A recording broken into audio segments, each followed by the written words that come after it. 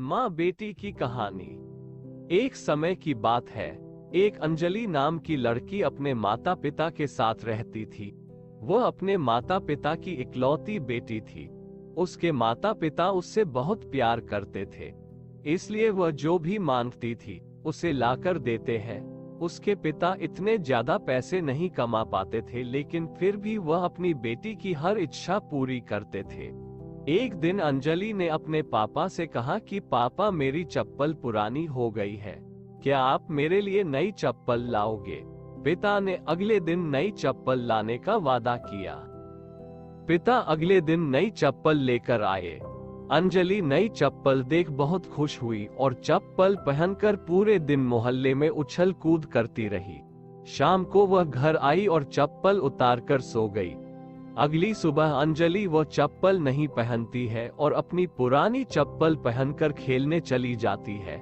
Mummy से कहकर जाती है कि मम्मी, मुझे ये चप्पल पसंद नहीं है, मैं अपनी पुरानी चप्पल ही पहनूंगी।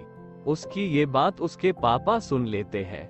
इतने में अंजलि बाहर खेलने भाग जाती है। अंजलि के पिता उसके पीछे गए और उसे अपने पास बुलाकर कहा कि बेटा, अगर तुम्हें नई चप्पल नहीं पहननी थी तो तुमने क्यों मंगवाई, और तुमने उसे कल पूरे दिन पहनकर रखा, अब हम इसे वापस दुकानदार को भी नहीं दे सकते हैं।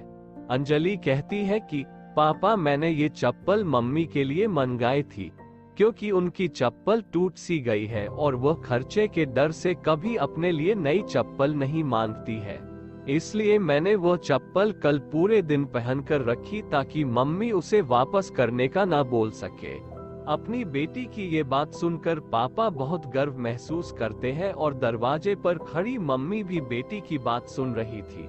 वह भी मन ही मन बहुत खुश हुई कि इतनी सी बच्ची में इतनी समझ है।